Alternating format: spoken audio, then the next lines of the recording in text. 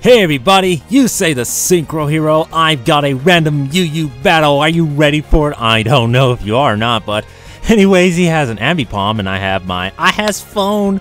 I don't know what I was referencing. If anything at all, maybe I just made it up. But he has phone and stuff like that. So I go for the Thunder Wave, try to paralyze it, but it didn't work because he set up a sub, which I didn't see coming. But, sub pain split thing going on here. So yeah, I just keep going for Rock Slide. I don't want him having a free sub up.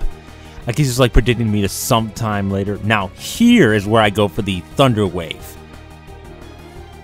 And I just paralyze him, so that's great for me. So I pretty much get extra leftovers recovery off of doing that, spending 2 turns doing stuff, but whatever. Anyways, he brings in the Dugtrio and I'm like, oh my goodness. Arena Trap, Dugtrio, Rapes.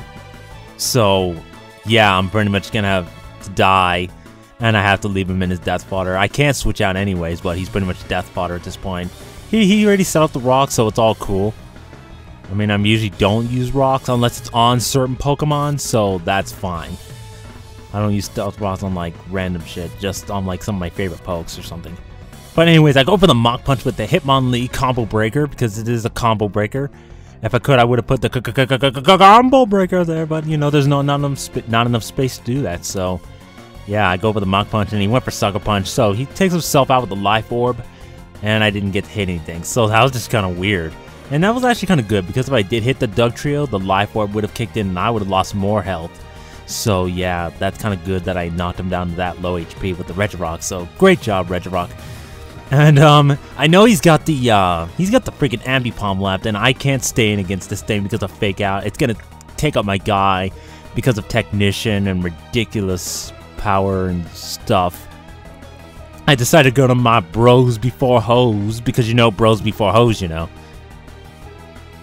I have no idea what I was trying to prove with that rhyme there, but anyways, he goes for the U-turn as I predicted, and that was actually kind of obvious anyway, so there was really no predicting the U-turn. I just thought, oh, U-turn is coming, so I'm just going to slack off. So that's kind of cool, because, Slowbro, that's all he really does. He's freaking slacking off.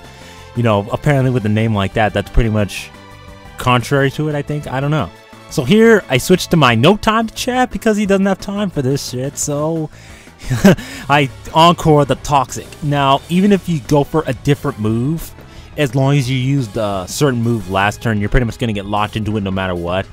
I think that Melodic was actually going to go for the Ice Beam, but it had to use Toxic because I encored. So, oh yeah, and Encore lasts 3 turns in this generation, not 5 to 8. So that kind of sucks, but it's still a good move. Especially on things that try to set up, and then you can get a free turn to set up. So that's pretty damn awesome. So here, I go for the Calm Mind, predicting a switch, and that's kind of what happens. Now here, I should have switched out, but I didn't want to risk, I didn't want to risk something stupid happening. But then I guess in the long run, yeah, I guess it was alright for me to do this because I could get a free switch in later on, I guess. If this thing kills me off. So I go for the Psychic, and I get a critical hit. Now I was like, come on, come on, come on. And it lives on like 1 HP or something. That was like, oh my god, 1 HP. And you freaking lived it. And I'm like, oh, now he's just going to recover all that health back.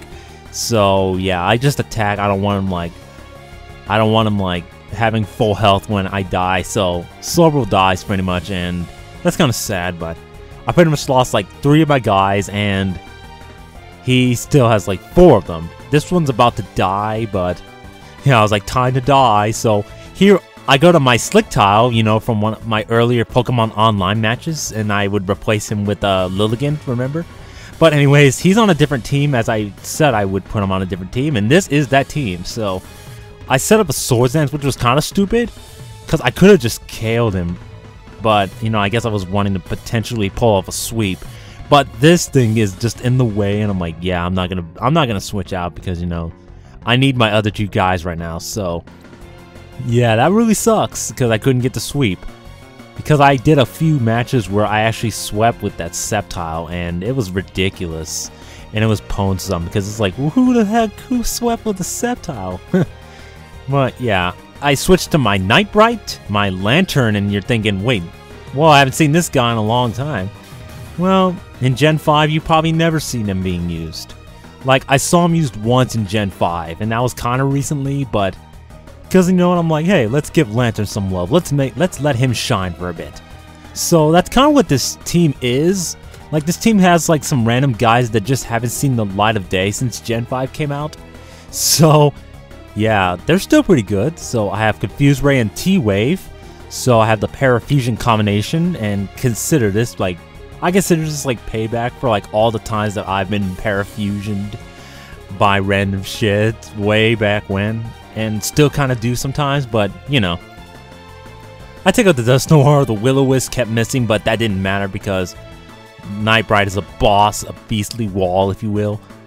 And, yeah, this is pretty much close to the end of the game, and once I get the Confuse Ray off, it's going to be pretty hard to do anything. And he goes for Shadow Ball, and it barely does anything. Like, seriously, did you see how much damage that did? That did, like, less than, like, 100 or something. Actually, he lost, like, 100. Whatever. Anyways, I just take him out with the Scald.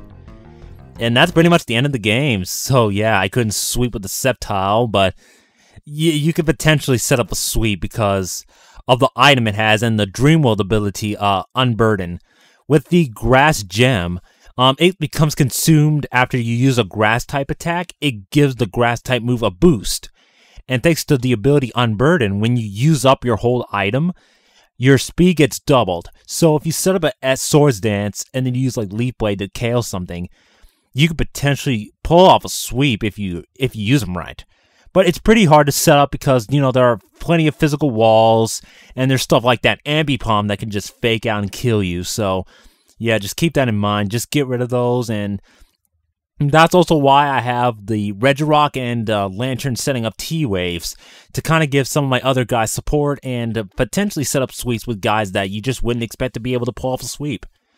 So, you guys, if you guys would want to see me use this team more often, like, tell me what you think of this team. Like, you know, what could be changed? You know, what could I take out? What could I use in place of another poke? Like, any random suggestions for items? I don't really know. But if you want to see me use this team more, like, leave a comment or something.